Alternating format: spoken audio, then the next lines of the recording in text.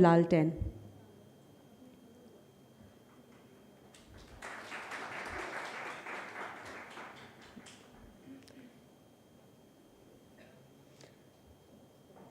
May I please request our director to welcome Mr. Sanchit.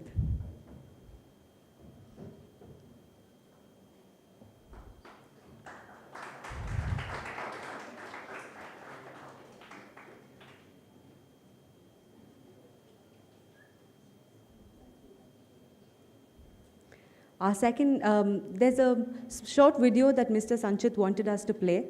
So if you could please keep your eyes to the screen.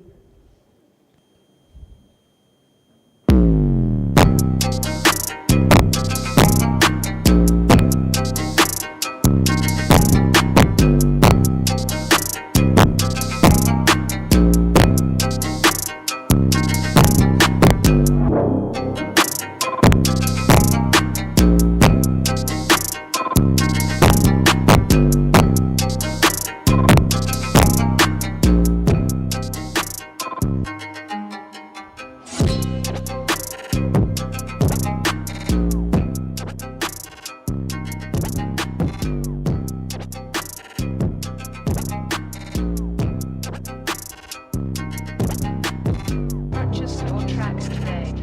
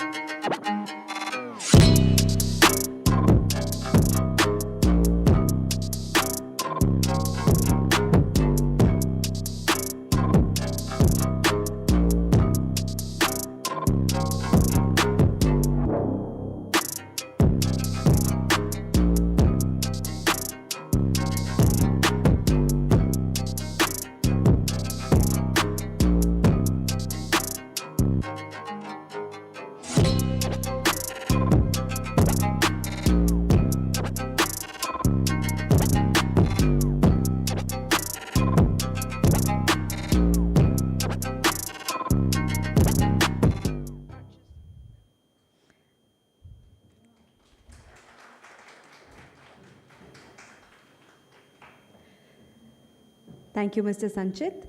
Our next guest for the day is Dr. Bani Jha.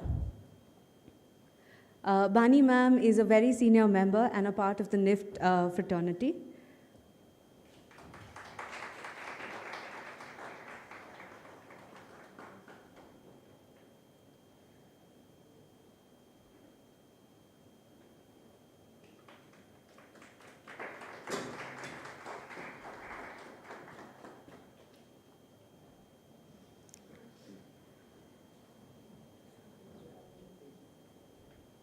Our third guest, Bani ma'am, may I please request you to join us on the dais, please.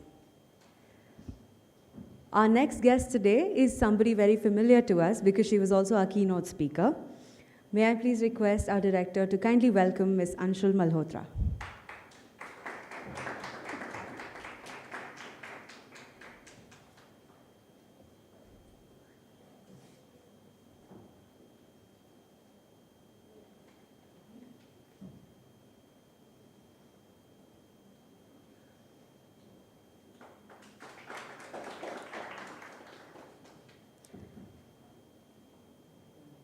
Our next guest is one of our favorite faculty from the FMS department, Dr. Sibichan Matthew,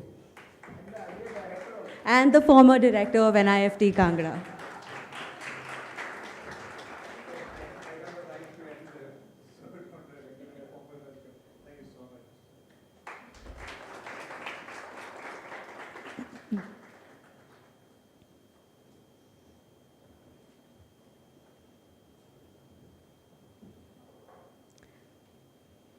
I also request Dr. Anupam Jain and Dr. Malini Divakala to please join the dignitaries on the dais.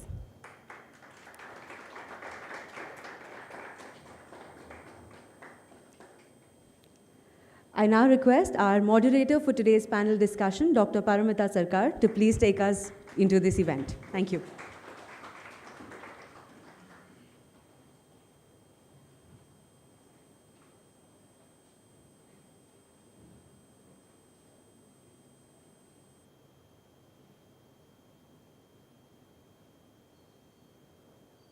Hello.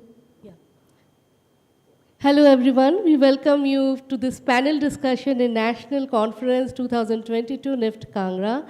We have an exciting panel of judges, and we are, who have been judging today. And today we will have discussions on various aspects, which I will be asking. So our first panel is Mr. Sanchit, and the theme for today's panel discussion is Way Forward for Indian Craft. Introduction about Mr. Sanchit. Sanchit Govil is the co-founder of Lalten, a B2B model and a platform to scale Indian MSMEs in the year 2016. He holds an MBA degree in supply chain management from NIT Engineering from Delhi College of Engineering. He has previously worked in various firms like Flipkart, Honda, Yamaha, and Mr. Sanchit is passionate about creating systems for scales and building systems and working in the craft sector. He has also been listed among the 30 under 30s by Forbes, and in entrepreneur media, he has been listed under 35. Under 35, he has been registered and listed. So thank you, Mr. Sanchit, coming from this thing. So when my colleague Kriti was first time introducing Sanchit, and she told me we must call this Lalten guy, and I was saying, who is this Lalten guy? And she was saying he is the Alibaba of India. Then we said, no, he has to come here. So I will ask Sanchit, with your background from engineering, how come you have come to this craft sector and your journey? If you can tell us and share with us. Yes. Thank you for this delightful welcome. So my inspiration comes from my father. I have been an engineer. I have done jobs into engineering departments in different organizations, but since my father started his own business from scratch and built it to scale, I have always been inspired as to how he has created value for the family and for himself. And that's what something which has always inspired me to start something of my own, business. And so it was in 2015 when I was working with Flipkart, and being in Flipkart, it was always amazing to see how Sachin and Binny, they have built something which is kind of rival to Amazon in India, right? And they have always been the demigods for me. Something they have created on scale as a platform. And so that's when working in Flipkart, I realized that now it's time for me to actually, what I was thinking through a lot of years, to start something of my own, right? And my first opportunity was seeing craft and seeing karigars and MSMEs was through a Kala Ghoda festival that happens in Bombay every year, right, in the month of February. That's when I realized that this is something that I want to explore, right, and apply my business sense and as to what I've learned from my father. And that's when I started exploring craft and traveling to a lot of states personally. And this is when my journey for Lalten actually started. Very interesting, Sanchit. I have one question, Sanchit. We have many students from NIFT also who have started these various platforms where they interact with artisans and they're creating a market for it. So I just wanted to know how different are you doing from others? Because you have also been listed under, the 30 under 30 by Forbes. Can you tell us how different is Lalten from other agencies which are right now performing? Yeah. So in fact, very valid question. So Lalten also started as a B2C platform, right? Like a normal e-commerce platform as what runs today with Flipkart, Amazon, or any other e-commerce platform. The reason I started with a B2C commerce was because that was my only learning at Flipkart, right? They were running a B2C commerce. And so initially, there were only 28 products that were listed on the platform. So coming from an engineering background, I am not a coder actually. I don't know technology, but I understand technology better, right? So initially, me and my co-founder, we were the first ones to code our own website as to what little knowledge we had, right? Because we wanted to create some platform. We have that excitement of creating an e-commerce platform. But gradually, as we were kind of scaling that B2C, we realized that there is a lot of challenges we are facing in terms of keeping inventories, making sure that we are spending a lot on marketing initiatives, on generating new customers for any B2C commerce that happens today, right? So in 2017, we decided that I think B2B is more of a line that we want to target. where I want to make sure that I can give some sustainable business opportunities to people on my supply side and generate demand on a B2B scale. And that's when the idea of a B2B platform started, which was 5 years back. And that's how we created Lalten, right? What I am doing different today is also in terms of, so I see myself creating an ecosystem for any MSME operating in Varanasi, Bhagalpur, Jaipur, any of these places, right? I see a lot an opportunity because what I have seen and what I understood, and I'm 100% sure I can be more enlightened today with the kind of panelist I have today with me.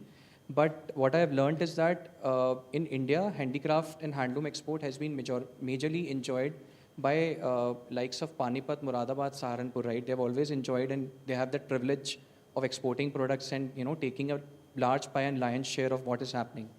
So my vision is that I want to create more of these Panipats and kind of Saharanpur and Muradabads coming from Chanderi, Maheshwari, Bhagalpur belts of India, right? And the reason I feel that's an opportunity and we can do this is creating an ecosystem where there is not only a business opportunity or a marketing support I can provide, but obviously a lot of intervention comes in terms of usage of what mobile apps or technology we have created for their digital inclusion, how I can provide them with more of credit financing opportunities. Working capital, we all know is a major concern and challenge for the sector, right? So that's something I'm making sure with the help of a lot of my financing partners today on my platform, right? And as at the same time providing them the right raw material itself, which is again happening through a platform. So I think it's all about building a right ecosystem. I might be taking one step at a time, but that's where the direction I'm towards right now, where it's a very gradual process. I understand working with these people and creating that ecosystem, but I think, yeah, that's the direction where we are headed towards. Thank you, Sanchit. We'll get back to you. Our second panelist is Ms. Anshul Arora. She is a dynamic craft artisan and was awarded by Nari Shakti Parisar recently. And it was during, I think, on the Women's Day, you got this President Award. We had a wonderful session in the morning today. I met Anshulji in Handloom Export Council seminar, and the first time I saw, she said, NIFT is doing a great job, our stories of our artisans are documented, and we felt today, when she was saying, Scotland is known for tweed, but tweed has been always there, and I think NIFT is playing an important role. So I have been in touch with her, and she really appreciates, the documentation and the documentation process and the cluster initiative program that NIFT is doing. My question to you is regarding gender in craft. So in various craft sectors in different regions, we find gender do specific work. For example, in Patachitra, the pata is made by the woman, whereas the painting is done by the men. So even if we say in performing art also, I'm just going to earlier, some dance form were only done by men, but now women have also started doing. You were awarded for providing a free handloom weaving training to 200 rural women. My question to you, Anshulji, is, I think in the morning also we have discussed, how do you see this gender, male and female? Is there a different way how they are seeing craft, taking the heritage forward, or is it same? So we would like to know your opinion from your observations. Thank you ma'am. Actually मैं आपको क्या बताऊं, आप जो question पूछ रहे हैं मैं यही सोची थी कि इस बारे में बताऊं या ना बताऊं, बिकॉज आपने इनसे जर्नी पूछी तो आई थॉट आप मुझे भी जर्नी ही पूछेंगे.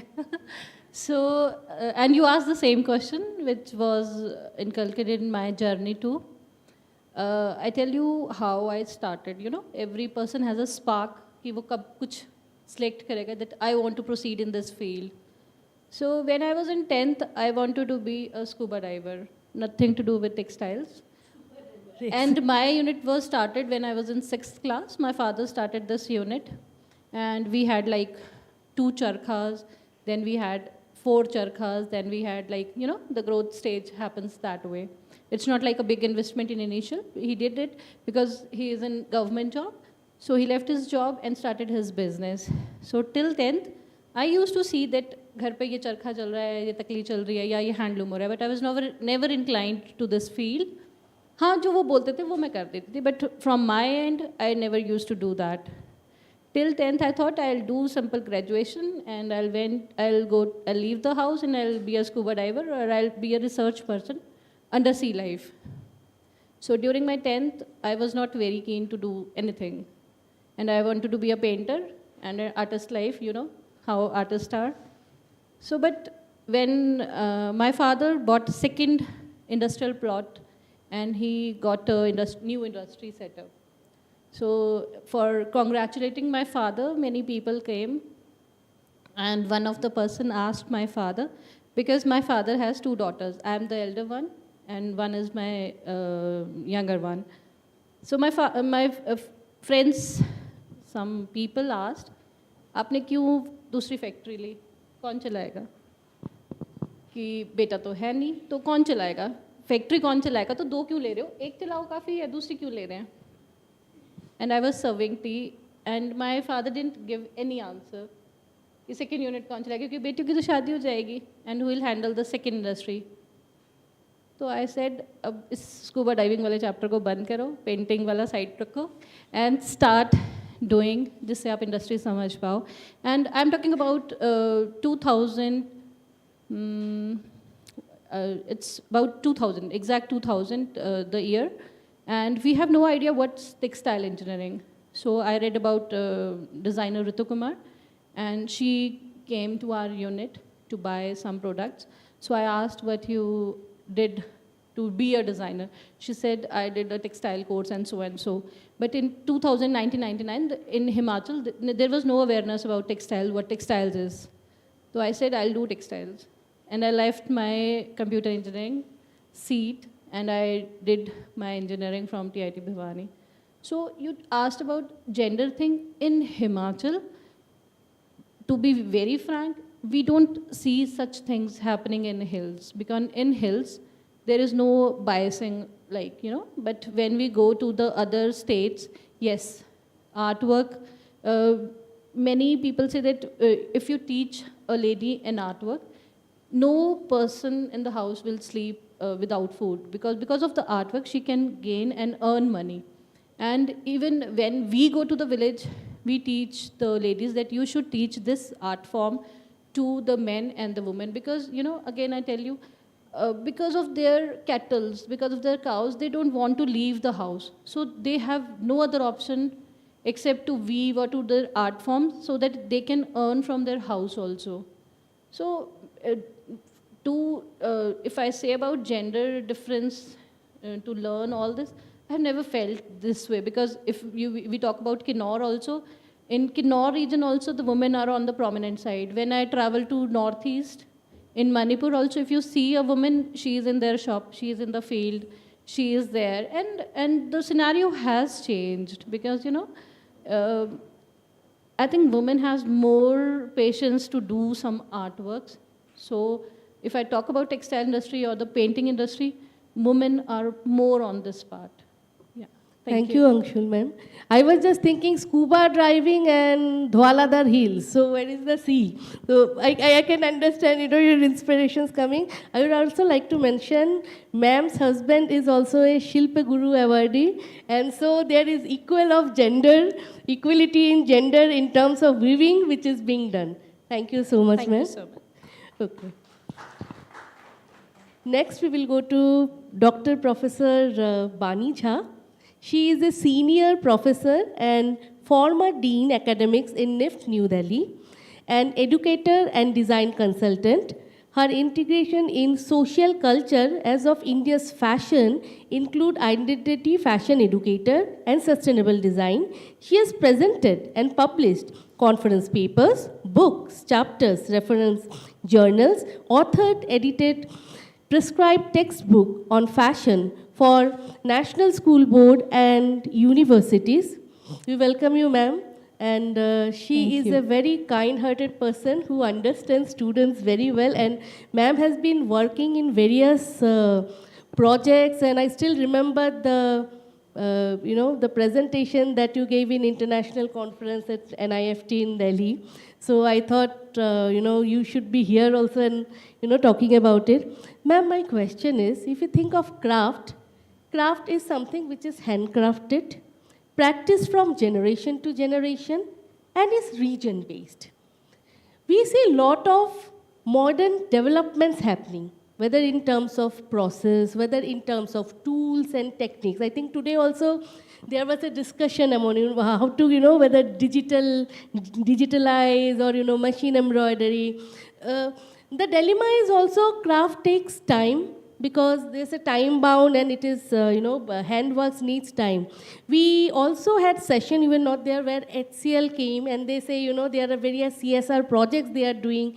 And now we are also having agencies who are interested in marketing the products. So, ma'am, what is your opinion about where do we draw the line of, traditionality and modernity in craft?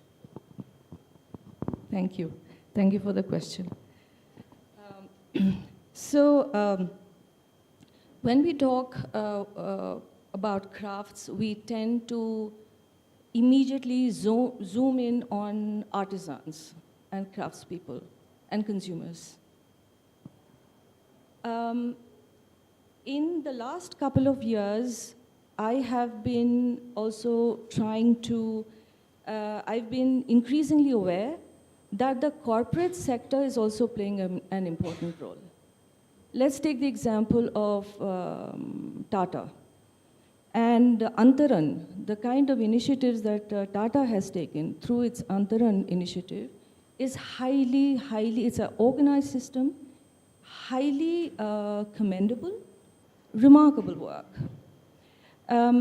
Since 2014, I have been watching, researching the work, in my opinion, has been path-breaking.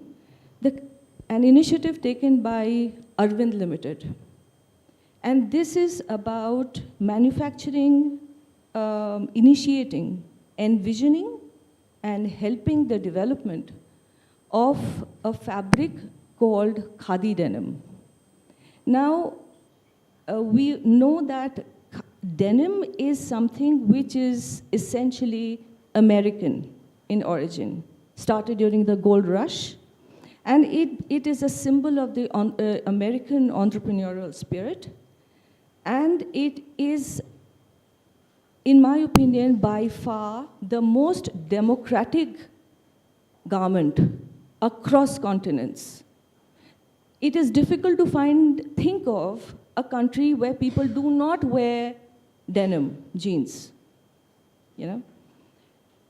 Now, on the other hand is khadi, something that is hand-spun, hand-woven, integral to India.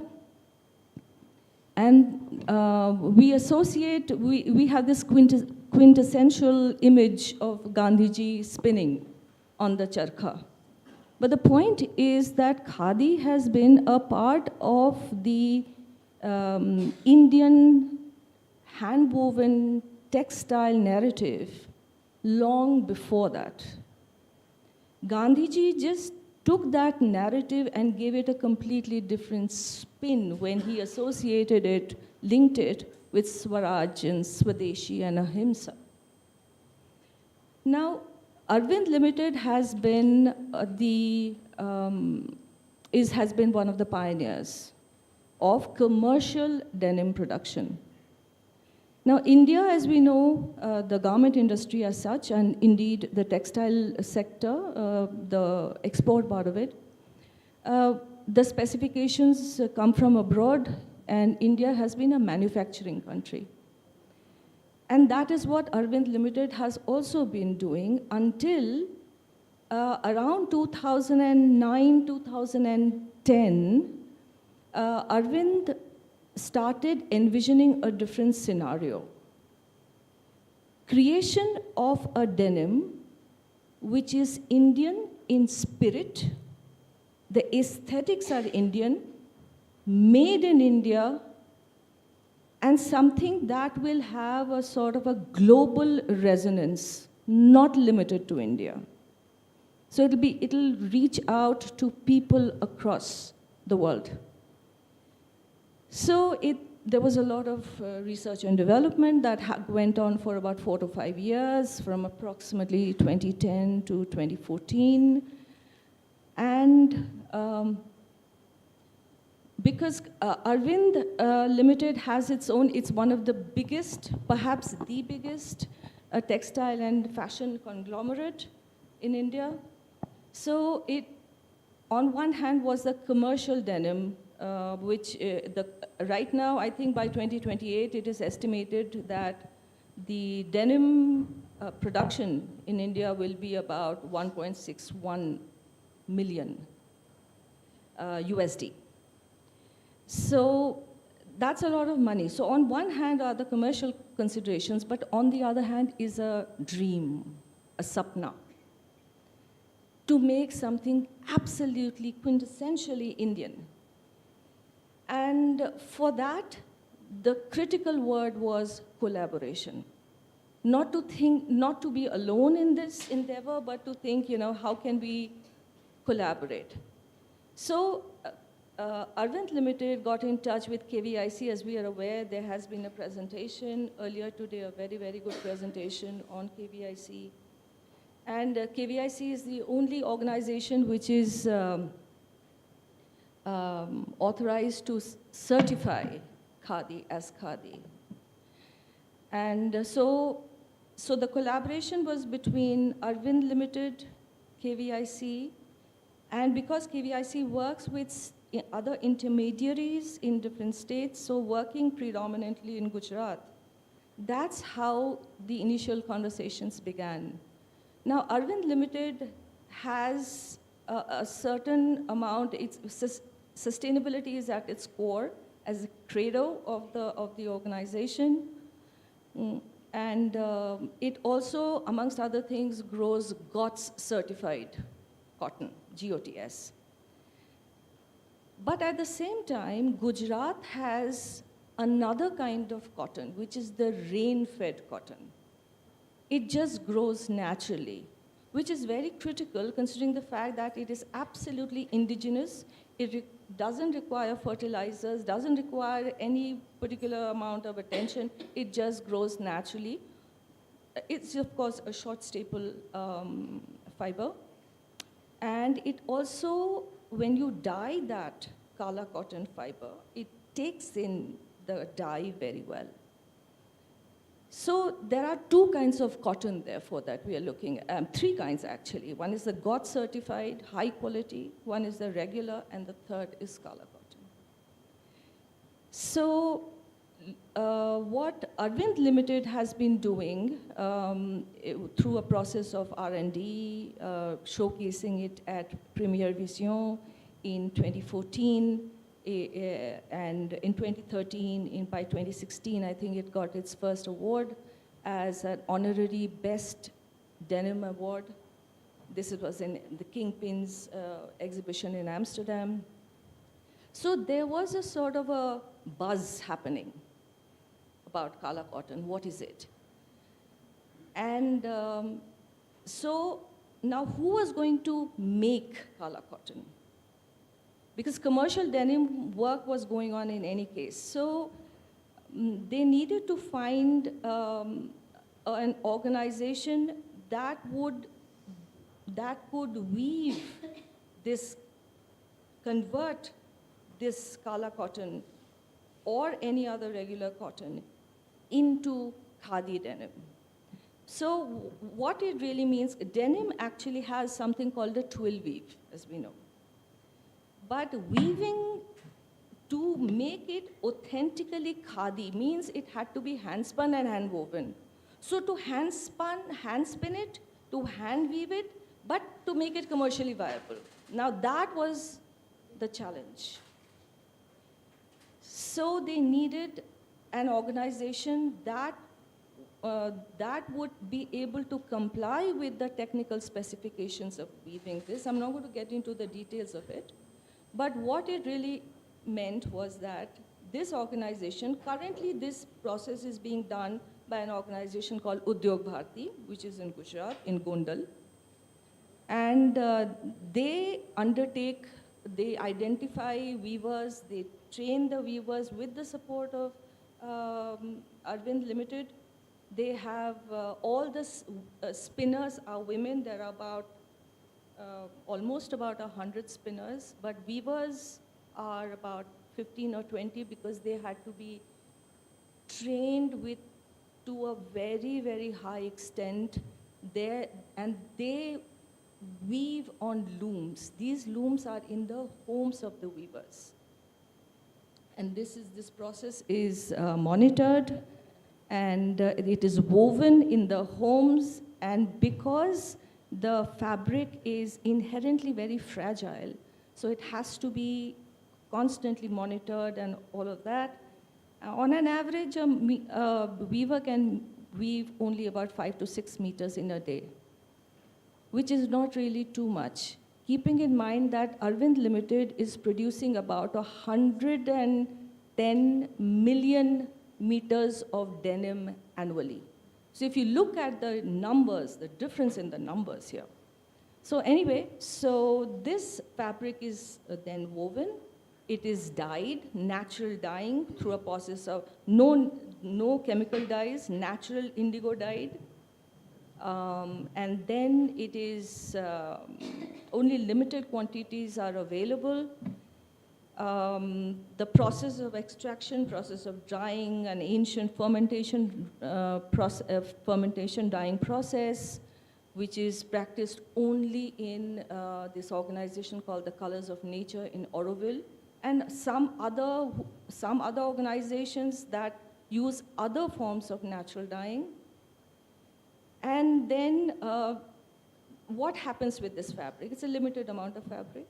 So in 2014, Levi's India made a limited amount, Levi's India made 3 garments which they launched on the occasion on 15th August, which was the jacket, a shirt, and the 5-pocket jeans, the typical Levi's things.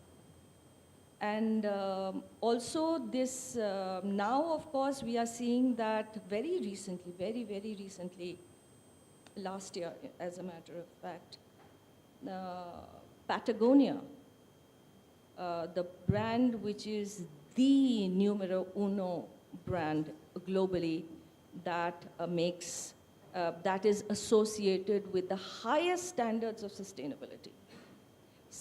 Patagonia is buying khadi denim through Arvind Limited, which is huge. And then designers, Rajesh Pratap Singh has used khadi denim in his collection. The label Cell Design 1111, Shani Himanshu, for people who are aware of that, are also using khadi denim. And I think with Gap, with Levi's, with Patagonia, buying khadi denim for their own markets, it has been a huge shot in the arm for khadi denim. So that was a long answer, I'm sorry. But I just wanted to say that this is an example of how a corporate sector can actually play a role with handcrafted textiles, not in any way as a parallel endeavor. Yeah. Thank you so much, ma'am, for your insightful sharing. I remember that ma'am has done extensive research on this, and once she was presenting, and there was one slide which I remember. So you said there is this room where these Kala cottons were there. So when you went there, they stopped you and say, you know, you cannot wear the shoes and go inside, as if it was a temple where the yarn was kept. So I still remember, I think it's 2019 or 18 it happened. So thank you so much, ma'am. And it's very good to see, you know, a lot of corporate are now taking interest. And I think in our conference also, we had the HCL presentation yesterday, where a lot of CSR projects are done for the benefit of craft sector. Thank you, ma'am. Our next panelist is Dr. Professor Malini Divakala. She is a professor and a founding member of the Department of Fashion Design at Hyderabad campus. Ma'am has pursued her doctoral studies in the field of traditional textiles, and she was trained at FIT New York through a faculty exchange program. With 27 plus years of experience, she is a strong academician. I had the privilege to work as a CC when ma'am was chairperson for fashion design department. But before meeting them, meeting her, I remember once I met a jury member who is also a pass out from NIFT Hyderabad, and not one, 2 or 3 students have said, "Oh, Malini ma'am, she is so precise, she is so good." So ma'am, my question is with the relationship of the student, because NIFT has been working on cluster development initiative programs, and I have seen during pandemic also we have made it a point that this program doesn't get affected. So now it was very amazing. I will just share, ma'am, I think you also know, like we did NIFT awareness program in Himachal Pradesh, where we were able to connect 60 artisans because they had smartphones which was there. Shaping the future of craft, how do you think NIFT students are playing a role? You can take examples from, especially because you are from FD department, and in your last 27 years, you know, how you have seen the students are actually shaping the craft sector in the future. Thank you, Paramita. Yes, I think so. Many of us are here, NIFTians, and yeah, we are in NIFT campus today. We all know as to how craft is linked within our curriculums, and in general as to how craft is linked with fashion. I think so fashion holds culture very close. You know, whether it is culture in the means of history, culture with means of textiles, or culture in the means of handicrafts. You know, it is a very key partner, you know. With fashion, you know, fashion cannot, in India especially, fashion should have that particular USP of craft, handmade, because, you know, that is where it could become a luxury product. Across all departments, I think so, NIFT, we have interwoven this aspect of craft cluster into our syllabuses very beautifully. There is a lot of lateral integration that happens. I can talk as how Paramita put it, with the fashion design department, how did we go across? So it could be hand-woven textiles, or it could be handcrafted textiles. We work with, every semester we work with different clusters. And then it goes into progression about how we look at understanding craft, to understanding the people, craftspeople, and then going into exploration. And I have seen this. Initially, we all had an apprehension whether, you know, craft-based product development or anything in their final years, should it be a compulsion? Why should it be a compulsion? Because not everybody would be oriented with craft. I too had that hesitation, and as a CP, but anyway, it was mandated. And then once we worked with it, I did understand that, you know, everyone need to go through that, because it gives them that little sort of understanding that, you know, okay, fine, is this my area? Is this not my area? I have toyed with this idea. If it is not me, maybe I would not go further with it. But if it is me, I definitely have so much of you know, scope to go forward with it. And I have seen a number of students now would want to work with crafts. That sort of a sensitization, I think so, we were able to create with integrating it with the syllabus. So I would take a few examples of what sort of modernization or contemporarization that we could give. Contemporarization does not mean that I would just take the motif and place it somewhere. I need to think about the craft. And contemporarization does not mean that I just change a color scheme. Designing with craft needs a lot of sensitization. Sensitization towards the artisan, sensitization towards the ancestry of the craft. So that's something that we all try to inculcate. For example, you know, one of my students, you know, we work with ikkat a lot. Many times we work with Ikkat a lot, and every year we keep going. So it happened so that, I was just telling one student saying that, why don't we try out a new fabric with Ikkat? Why should Ikkat just be, an apparel dress material of the casement or the cambric weight? Why can't we look at, or even a silk poplin weight? Why can't we look at something which is sheer? So yes, the weaver worked with us. We were able to develop an organza Ikkat.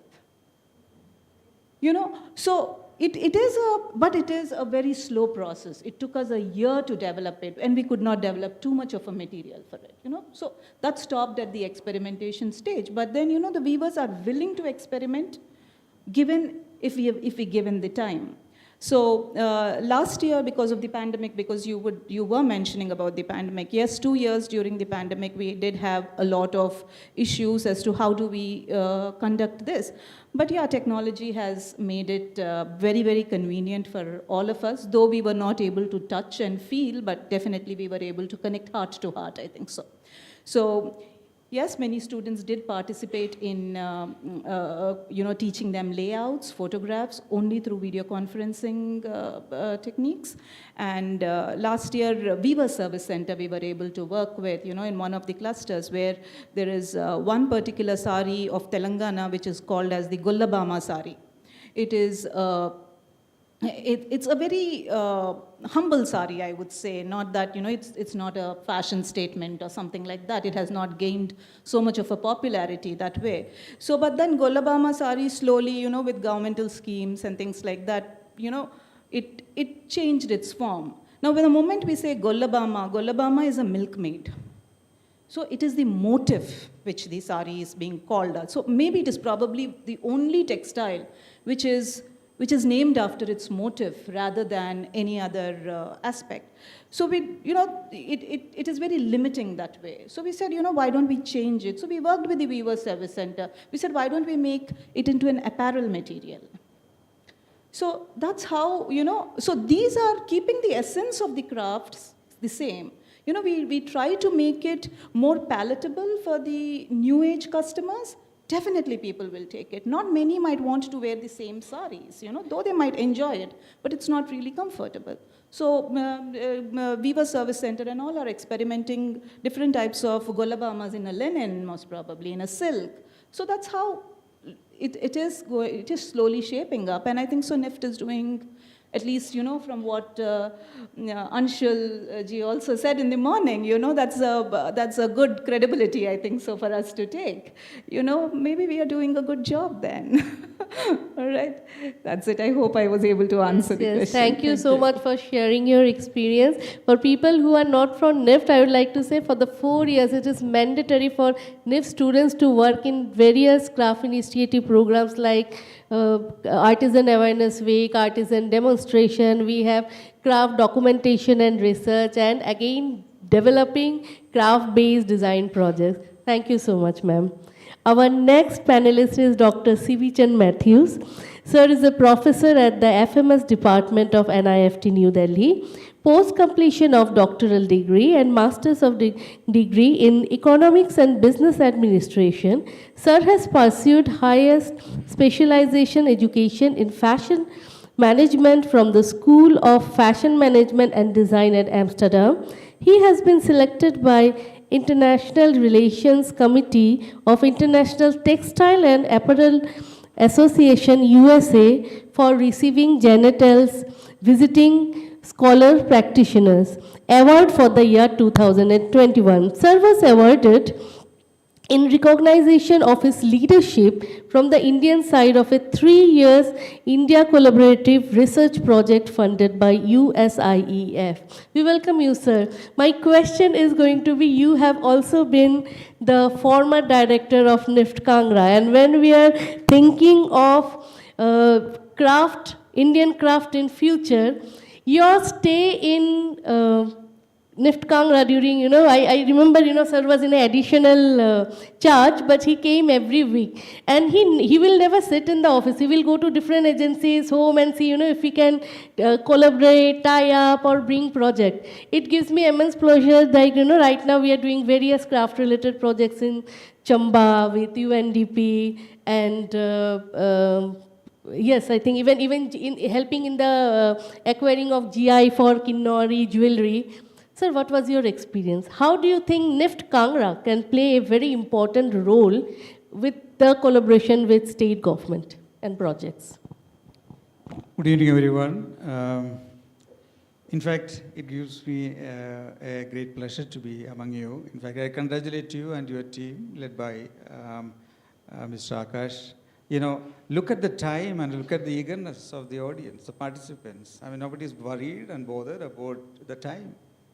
That's the type of spirit the team here has been always working with. 2018 or so, we had a faculty conclave where that's where the team felt, yes, we can do much more than what they are already doing. I'm not saying that they were not doing anything, but they have been doing, but they believed in themselves. And I think that the theme that we worked on, but chaos and disorders or something, I think. Why I'm reminded of that is the recent bestseller book by Mr. Jeremy Gersh, who is the CEO of Trend Hunter, is Innovating Through Chaos. Now, this is a canvas which has actually evolved, in letter and spirit. It has been always innovating through chaos. I mean, look at the entry from here and the whole thing around the canvas that you see here, I understand is made out of sustainable material. I mean, it's all, I think that nothing has been specifically sourced to deck this up. It's all natural, it's all waste around, that's what I am sensing. And also, look at the type of wall decoration that you see, even outside also. What you visible, what stands out is the pine work. In fact, campus was, getting recognized as a pioneer in initiating a lot of work around pine, and also craft has got a local orientation. It is the natural surroundings in which you work, and what is available and that's all the people around can work with. And of course, what you have a lot of things available was those drive pine, and the campus did take initiative, and in fact I think there are entrepreneurs emerging out of that. Today I was watching a video of converting wheat dusk into paper plates, as a substitute for the thermocol plates that we use. In fact, 2-3 years back, the campus has developed packaging material out of the pine needles, dry needles, as well as they have also designed a machine that can do it. I think that's what there is a natural. And where is it coming from? I think it's the area, because look at the surroundings here. It itself promotes open thinking and ideation. It's a very good place for ideation. I think students normally get, they can also work like this. No, there is no time constraint. Saturday, Sunday, you come to the campus, there'll be something happening around here. I mean, we are sitting on a Saturday evening. And that's a character of the campus. And that's what the location provides. So I think that is something which got recognized by the state government. You already heard Ms. Anshul talking about,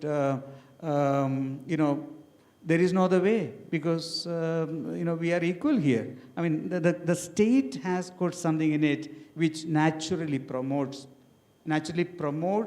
the crafts around the region, and that is getting now identified at a centralized place. Even Government of India is looking at promoting it.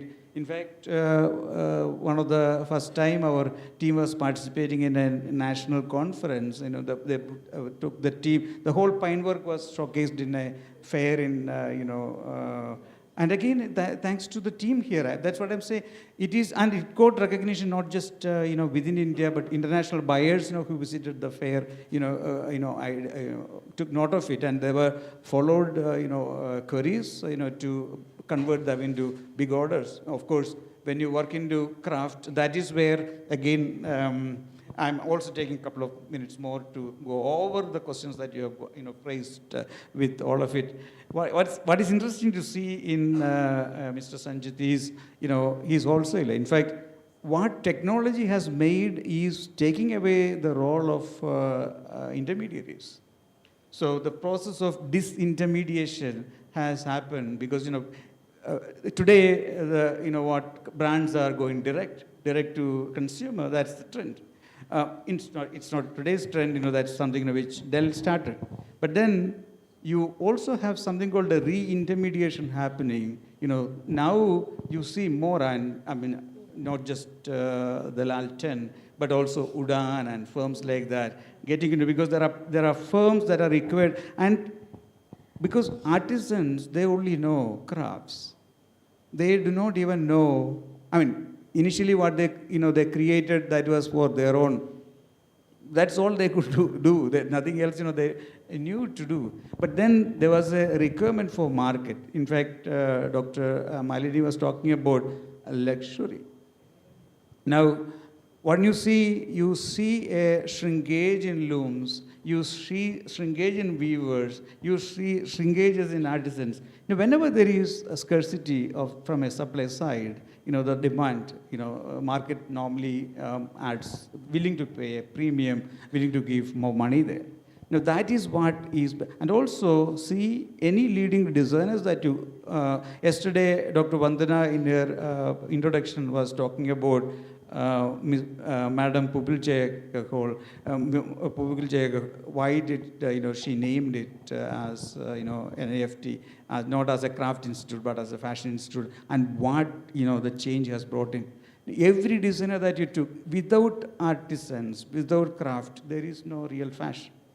I mean, look at a clean design which is coming out without a work, where a hand work of it's not there. So therefore, it will be there, and unless we do not encourage, unless institutions, and though NIFT is one institution, we are talking about some 18 branches, and we are working in literally almost every state. So which means, and you already heard again from Dr. Malini, our intervention that we do at the cluster level. Every student, every batch that enters, over a period of time, they might have interfaced with, and from Delhi, most of the people are tempted to come to Himachal, because that's a trend. Again, as a director, I'm sure that Dr. Vandana will bail me out, because the students, normally prefers to come to Himachal to do their craft studies. Jaipur, Himachal, those are because there is inherently some strength out here, and we have been, supporting that. The another debate that came in was, in fact, the question that you posed to, Professor Banija was again a classical debate of man and machine.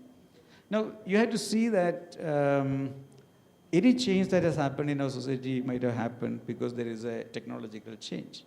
Now, whether you want to go this side or that side, but there will be always somebody who is going with that. I mean, I'm sure that nobody is going to go back and work on a typewriter. There is nobody going to work and, use those, what used to use for sending messages? What used to keep, pager. I'm even forgetting that. What I'm saying is that nobody is going to go back. But then, hand is something, it is not just for making something. The moment you do something with the hand, there is a joy, there is a pleasure, there is a happiness that you indirectly get. And therefore, even practicing crafts is becoming more of a, what do you call, the affluent class, passion or what you call a hobby. Because they have started, going into craft classes and so forth. There will be machine, there will be man, both will make. I went to Lakshida for a change, and you couldn't differentiate between a human, a man-made embroidery and a human machine-made embroidery. So the challenge is, how do you actually sensitize consumers in differentiating what is man-made and what is machine-made? If you are unable to sensitize consumers, craftspeople, weavers will get cheated. They will never get their right, because always, you already heard, China out there creating anything on a different level. Also in India, from a pyramidal structure, it has moved into a diamond shape. You have more people becoming affluent. The moment you have more people becoming affluent, what you see is, normally, they grow up the need hierarchy. When you move up the need hierarchy, the demand for such products are going to be, required. And lastly, of course, equality is something which is going to be again reminded. There is something which there are corporates employing people only to ensure equality within organizations. And there is something called genetic office or something. That's a new term that is coming up, and I just received it. So there are challenges there, but again, from the campus perspective, 2018 just not was a coming together, but also looking at 2030, visualizing those the SDG goals and planning something for the campus. And I'm very happy to see that you're living those dreams. Because otherwise, if you have not actually, really bought in those concepts, you would not have lived that way. I am very happy to see, therefore, the work that you're doing. Once again, appreciate the team and wonderful job that you're doing. Thank you so much. Thank you so much, sir. I would like to inform everyone that under the leadership of Shri Akash Devangan, now we have a pottery lab, a paper mache lab, a macrame lab, bamboo lab, and school students across Himachal Pradesh, they come and they work, and all the designs which has been done here are made in our paper mache lab and bamboo lab under the supervision of Dr. Anunita Rangra, Pooja Rani from FMS department, and Ms. Chavi Gangwar. Thank you so much. It really feels great when the panelist has actually mentioned and appreciated. Our last but not the least, most dynamic Professor Dr. Anupam Jain. Sir was my first faculty in NIFT Kangra, in NIFT Delhi, when I was studying MDes, and sir is from textile background, and he is the founder of textile department in NIFT New Delhi, and also started the MDes program. Students interact with him. He is very popular with students. Sir, I will go back to 2007. In the first class, you are saying, what is the difference between art, craft, and design? And he asked us to make these boards, which we, came next day and explained. I still start with this. Now, sir, I will give you a, just imagine there is a time machine. And I am taking you to 2049. 100 years ahead. Where do you see NIFT? Where do you see Indian crafts in the future? Namaste, audience. Thank you, Paramita. Hope I am there to see that day. For which you want me to envisage. Yeah. Yeah, 100 years, more than 100 years after independence, I think that's what you meant. I also sometimes struggle with my own thoughts about craft. I was first exposed to craft, if I tell the number of years, you know my age, then it's 36 years. When I was doing my graduation in Baroda, and then, you get these projects, our professors, again, very dynamic, most of them are Padam Shris, I'm going to not name them. So they get this funding from the DC Handicraft office, where an artisan will come and spend 1 month, like which we do even in NIFT now, and work with the students and faculty. the thing was then there was a bigger room given to those artisans because all of them used to work on the floor. So they will lay up a dari. So people, like Ghulam Sheikh, who is a Padma Shri, Bhupen Khakkar, and many known artists, they all will sit on the floor with a small patra, like a desk, and work with those artisans. So I was lucky. I always used to get fascinated with these people. They come with their tools. So I remember exposure with the Pishwai painters, then backstrap loom ladies came from Assam, and then Warli painters. So there were many workshops. Every month there would be one. So I was, I got engaged, volunteered myself to be part of these 3 workshops. So for a month, along with your education, your classes. So I think that was the time I think I got exposed to artisans and crafts, because that was a modern art school, what we called, a very, very progressive art school. And I will always, born and brought up in a metro.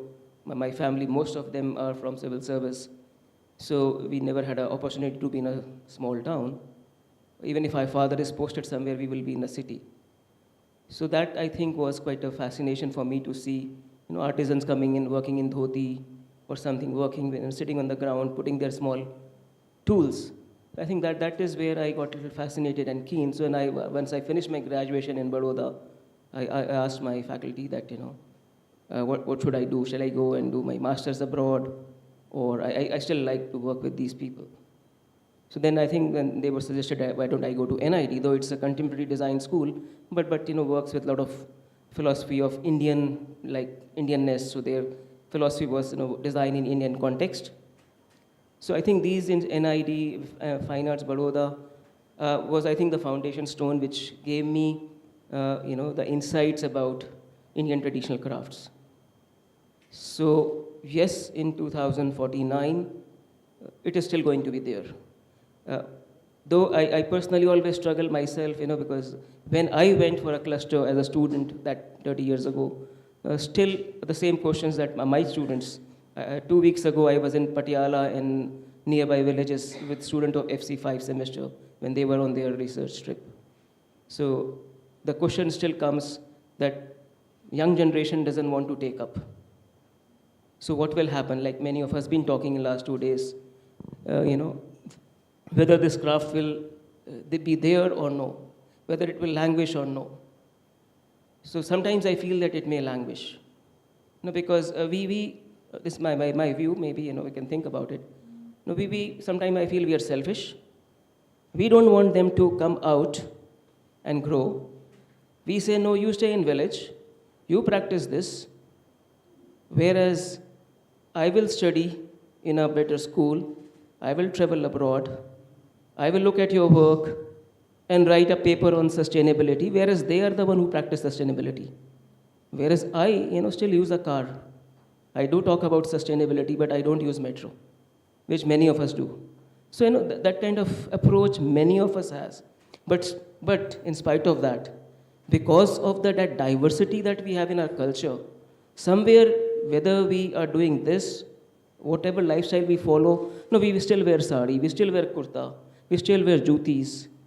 So we because of that diversity, our culture is so strong and so diverse, which we want to project within among ourselves. So with that process, the craft remains going on. So it will stay. But yes, it has changed. And since Ministry of Textile started DC Handicraft and Handloom's office approximately 60 years ago, and it's still there. It's a big office. So that means there's a light in the end. Otherwise, government has closed many such departments, but this department is still flourishing, and they are doing some amazing work. We do sometimes talk about the processes are lengthy. People get right dues or don't get right dues, but it is making a lot of difference. The government, not only in central as well as state, plays a huge role. An institute like NIFT, which has now 18 campuses, as some of us already know about it, which we have also decided to take this, flag and carry on. which makes a lot of difference. We have examples like Pankaja, who's our graduate, and many more who were talking about it. So who has passionately worked in craft. She's the only one here. There are many of them who has been working and supporting artisans. Only thing is, yes, we can't just tell them to be there. We have to also lift them with us. So they also have a right to have a life where they can have better gadgets in their home. So that becomes a challenge. We can't ask them, no, you tell your son still to practice weaving. If he gets empowered financially, he wants to send his son to a better school, better college. And then what happens then when he goes to the college, he gets a better job, he doesn't want to come back to the village. So that struggle is, I don't know how it is going to, manage things. So sometimes I get nervous to think about these things. Sometimes I withdraw myself from craft, then I go back. But it's going to be there. It's going to last. I think somehow we can go. What we have seen over the years, in the last 10 years, when we have realized that, that we have using a lot of resources which are damaging the environment, so the sustainability has come back. The cycles have been promoted. E-rickshaws have come back. People have started talking about using, the material which is sustainable, where you have to build up a house. We talked about this building, it's supposed to be green, There's a slate stone, by the way, that is used, which is sourced from the local region of Himachal, which we see on the walls of this particular building. So these are kind of efforts. Of course, the architect who designed probably studied somewhere else, but was aware what are the material locally available. So in craft, I think the indigenous material plays important role. Like what Madam was telling, the kind of wool that is available. So that wool is only available locally, hence it has made a name. So heritage plays equal role, So if a color comes in a particular craft, it is because of that local people. So craft is going to remain in 2049, yes. I may see from somewhere else, but but yes, it's a challenge. And we all have to take it very, very sensibly. And empathy is very important. So I also tell my students on field, don't just go and tell them कि हम आपके लिए कुछ नया design बनाएंगे और आपका अच्छा हो जाएगा. नहीं. They are already quite empowered with design. I just tell them that please go and ask them that we want to learn from you. That is good enough. Don't go and teach them better design. Okay? Because you will spoil them. If you teach them design, because they already know what they're doing. You have to spend really a lot of time, which many of our designers are doing very well. Sanjay Garg, has changed the picture of Chanderi. Chanderi was there, even I knew as a student, as a faculty, and he was also one of our students, like many others. What was that Chauhan Bal, who's from Chamba? Nitin Bal Chauhan, he's from Chamba, FD, Delhi graduate. So he studied in Delhi again, went back and started working with the traditional fabric. So, and all of these people who work in craft sector face a lot of challenge. And the challenge, when I say, is difficult terrain, financial constraints. Not many people are willing to spend money on, supporting their cause. If you ask Pankaja or you ask Nitin Ban Chauhan, it's a struggle, And so I think they do a big compromise, and because they are passionate about it, so they are willing to sacrifice so many things. Okay. So because you have to be in part of a local terrain. You have to probably compromise a lifestyle that many of your other peers are enjoying in big cities. So that is where it has to come very strongly. And I'm really happy, and I really feel proud that I think many of our students take up this. So I always, whenever we have a meeting in DC Handloom or Handicraft office, if I say out of our 35 students, even if 3 tries to go in this area and sticks to it, it's going to make a lot of difference, and it is making a lot of difference. So I think we as an institute have done a good job, and our students who are passionate about it, hats off to them because they are taking it forward. I have not done much for the craft. I just talk. So I only preach. I think the teachers do that job only. But but then motivation comes from the student, and we can be a guiding factor as a teacher, you know. Thank you. Thank you, sir, for showing that there is ray of light and hope in 2049 also. Considering the time, I think we could have gone if the time, I think it's already 7:57, and we also have a valediction ceremony. A lot of people are waiting for the certificates and the dinner. So today we will not take any more questions. I have, spoken to my organizers. Thank you, panelists, and it was a wonderful discussion. We can have a huge round of applause for our panelists. Thank you so much.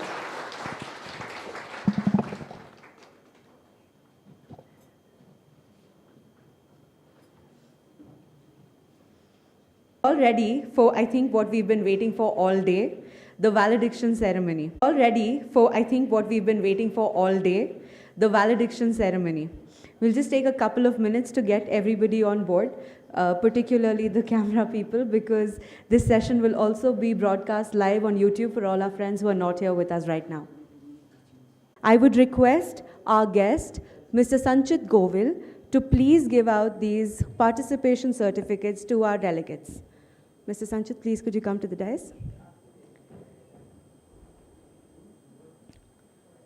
Mr. Saurav Bhattacharya, along with his partner in absentia, Mr. Satyaki Roy, if you could please collect your certificate.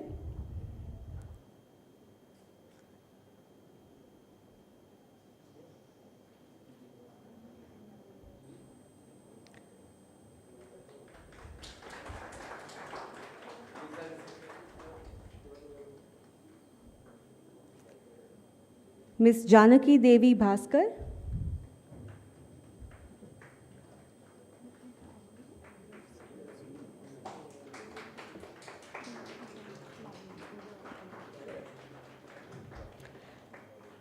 Dr. Sasmita Panda.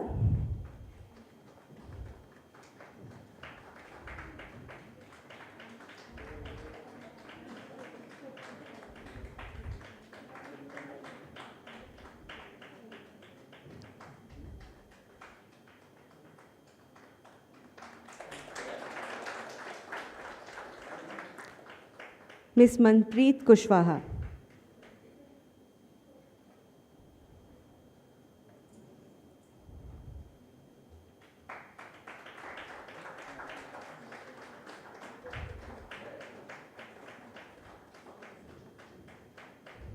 Thank you so much, Mr. Sanchit. I now request Ms. Anshul Malhotra to please come to the stage.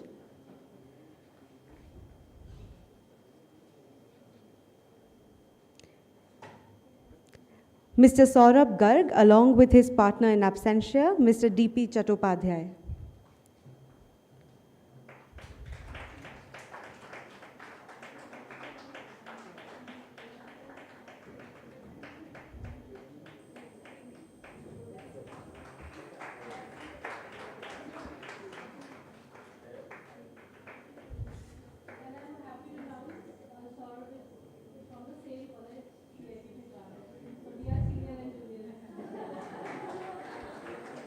So it's all the sweeter now.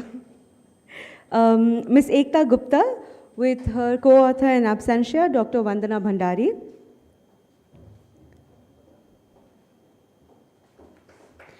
Ms. Rupali Vishwakarma, with her co-author in absentia, Dr. Divakala.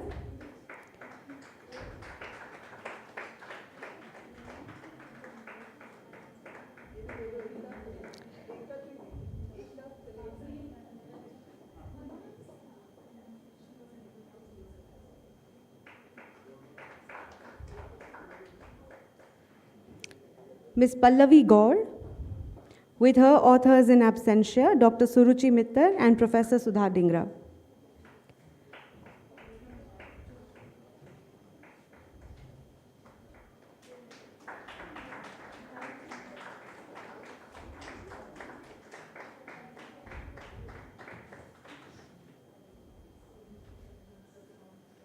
Thank you so much, ma'am. I'd now like to request Ms. Pankaja Sethi to please come onto the stage.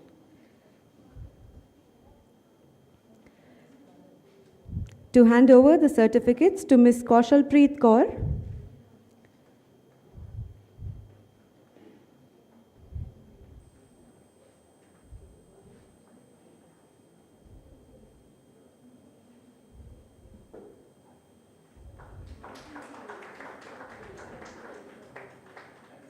Ms. Madhabi Katoch,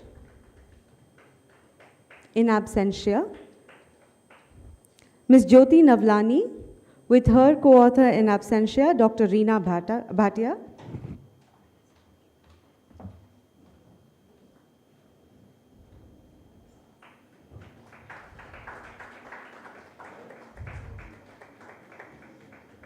And our very own Dr. Paramita Sarkar, with her co-author in absentia, Dr. Shipra Sharma.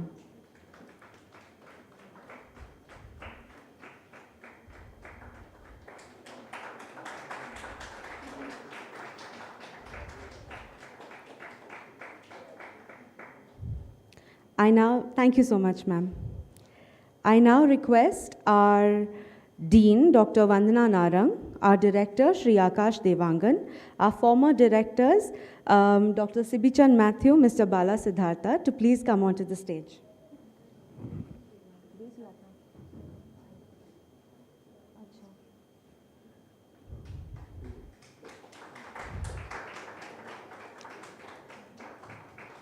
Ma'am आपको भी बुलाया था.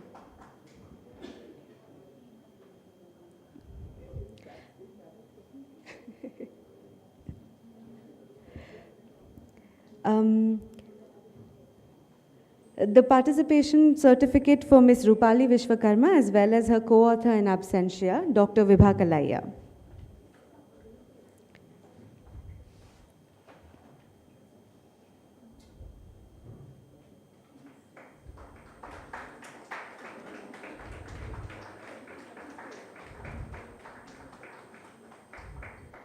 Are we all excited to know who the winners are? Yes? So,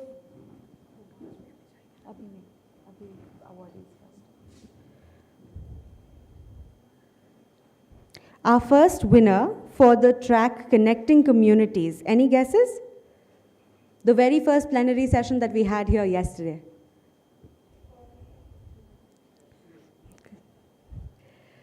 The award goes to Dr. Paramita Sarkar and her co-author in absentia, Dr. Shipra Sharma.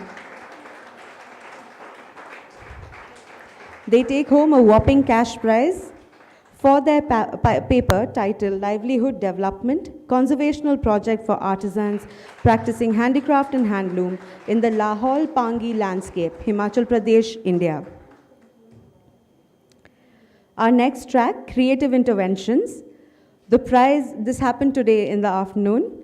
The prize for this session goes to Ms. Pallavi Gaur and her co-authors, Dr. Suruchi Mittal and Dr. Professor Sudha Dhingra, for their paper titled Relink in Khadi.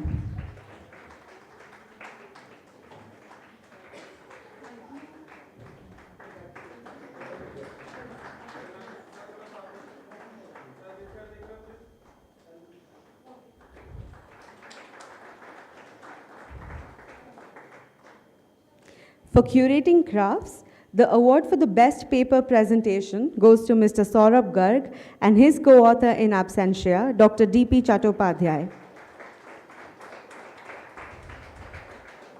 Their paper was titled Understanding and Analysis of Three Brown Natural Dyes, Walnut, Himalayan Rhubarb, and Katechu.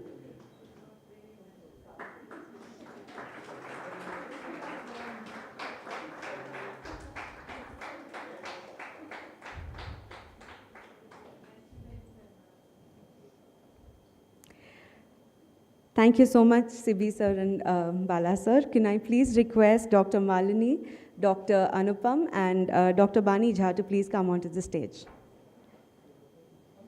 नहीं, आप please रहिए. We have two more awards to give out. The award for the best poster presentation goes to Dr. Pooja Singh and her co-author in absentia, Dr. Alka Goel. Their poster was titled Conserving the Heritage, Eternalizing Textile Antiquities in Kolkata, West Bengal.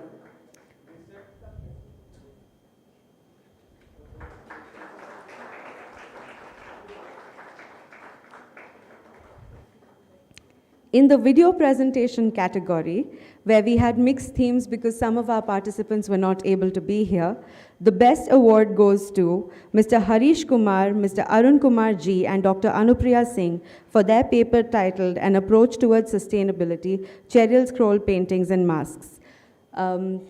These awardees are not here with us today, so we'll be sending their awards to them. Thank you so much, dignitaries.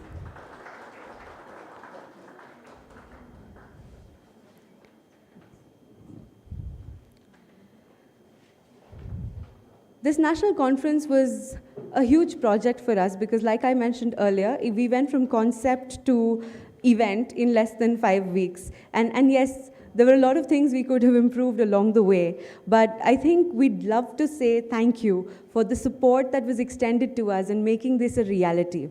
I request our director, Shri Akash Devangan, to please honor and felicitate. We'll start with the jury panel. Our Dean, Professor Dr. Vandana Narang. The mementos that we have for you are one of the representations of Himachal Pradesh, which we hope will help you remember us till we meet the next time. Dr. Anupam Jain.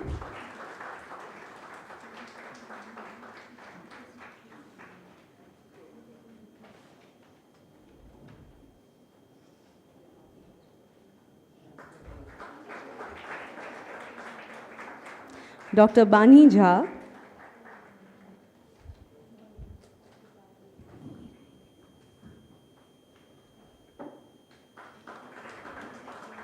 Dr. Malini Divakala.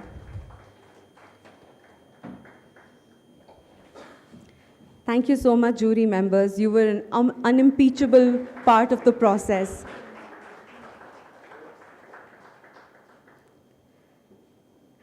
I'd now like to request our former directors to be felicitated by our current director, Shri Akash Devangan. So our first director, Mr. Dinesh Rangra, is actually not feeling well today, so he's not here right now.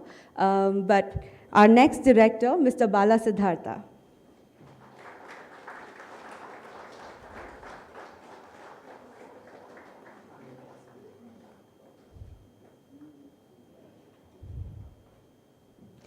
Our next director, Dr. Sibichan Matthew.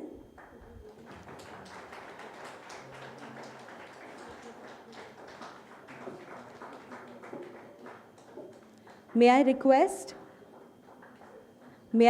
our convener, Miss, sorry. Ananita ma'am ko bula, theek hai.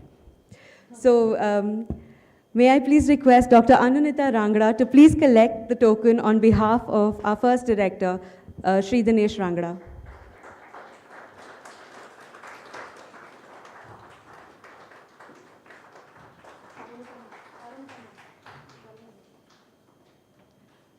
May I request our conference convener, Dr. Paromita Sarkar, to please felicitate our director.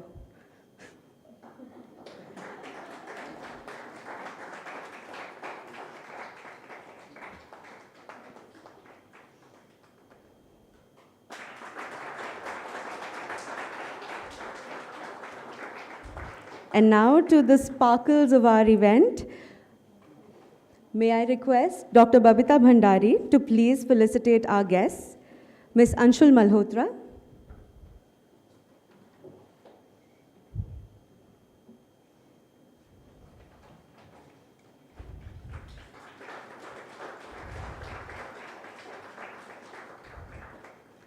Ms. Pankaja Sethi,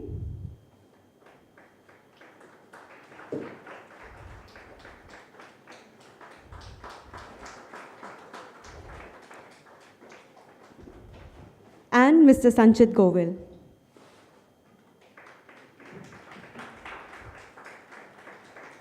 We hope these Kangra paintings remind you of us until we meet the next time. No event is complete without a vote of thanks. So may I please call upon Dr. Babita Bhandari to deliver the vote of thanks.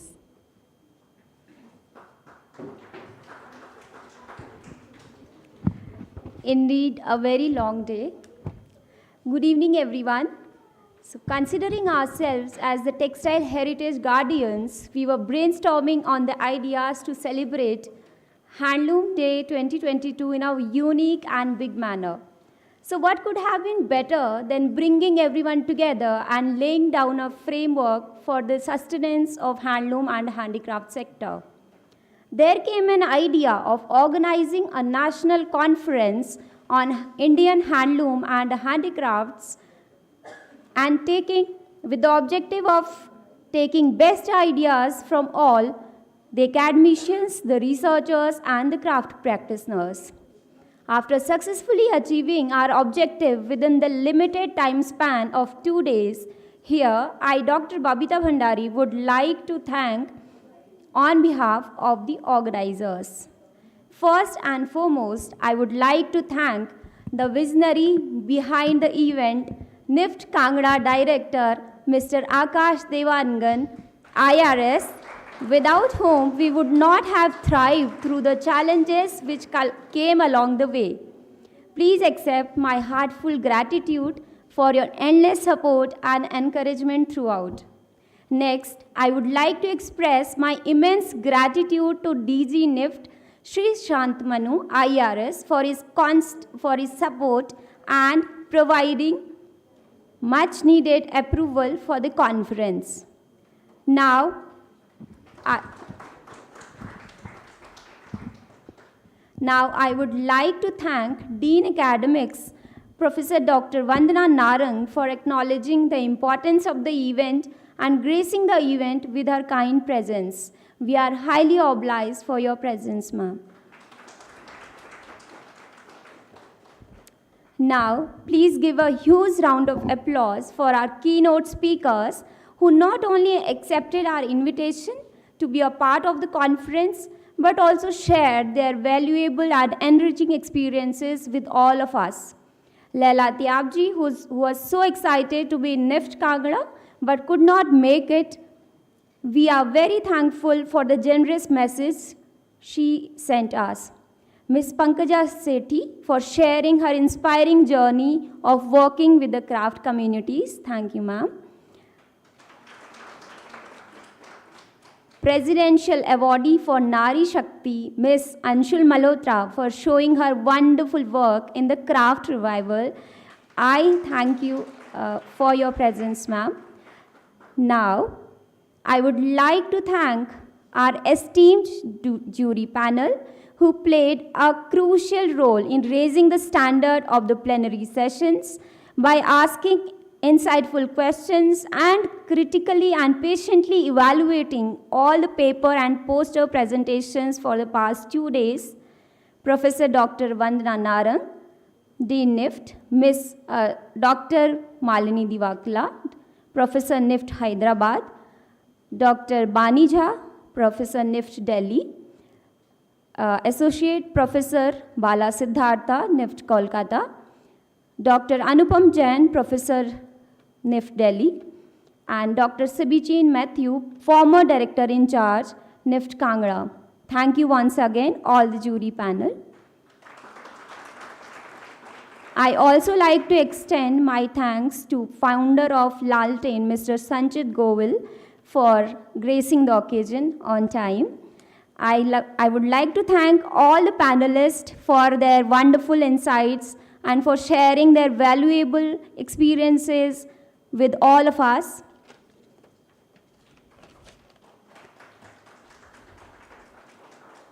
Now, please join me for a huge round of applause for our delegates who made all the efforts to travel to NIFT Kangra on time and for their active and enthusiastic participation for 2 days in discussions and deliberations. I thank and congratulate all of you for making this conference a big success. I would also like to thank to those authors and other presenters who could not join physically due to unavoidable circumstances but still shared their valuable research work with all of us. Now, I thank all the moderators and note takers for their very good coordination and accommodating all the last minute changes. Now comes the most important part to thank all the planning and execution teams for their seamless coordination and cooperation throughout this journey. Firstly, the very important person to be thanked, our Joint Director, Mr. Dinesh Rangra, for his ideas and suggestions, from calling the keynote speakers to jury members to deciding on the venues. Thank you very much, sir, for always being so supportive and available for all the guidance needed. I thank our CAC, Mr. Saurabh Chaturvedi, for his constant support. Now, I would like to mention our very dedicated and hard-working teams, design team for all the wonderful displays, banners, kit, etc. Printing team for getting the abstract book and all the posters printed on time. Review committee team for their timely feedbacks on more than 80 abstracts within a very limited time span. Venue and decor team for the creative ideas of utilizing all the available sustainable materials for adding a positive touch to the whole ambience. Registration team for doing their task very efficiently and systematically. Photography and social media for always being on toes to capture every highlight of the event very beautifully. The technical team for managing all the sessions flawlessly, and the very important food committee for serving the delicious and healthy food always on time. I would like to thank all the crucial people from account department for approving all the budgets and facilitating the purchase on time. The escorting team for accompanying our guests and delegates for 2 days. All our faculties, staff, student volunteers, press and media, and others for your valuable contribution for making this conference a big success. Definitely, it would not have been possible without seamless coordination made possible among different teams by regular monitoring by our director, sir, and Joint Director, sir. I thank you once again from the bottom of my heart.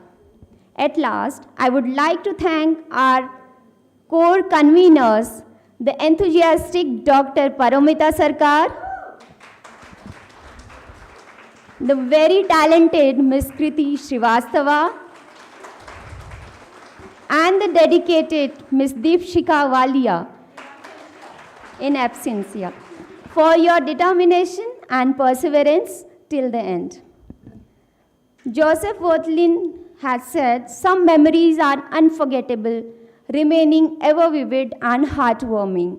I hope you carry such memories with you when you return from Kangra. Thank you once again.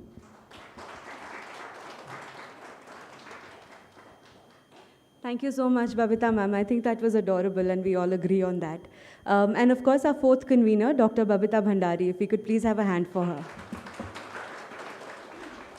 With this, ladies and gentlemen, we finally get to the part we're most excited about, dinner. I'm your host, Kriti, and it's been a pleasure being with you these past couple of days. Thank you so much.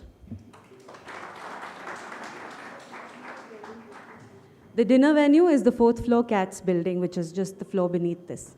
Thank you.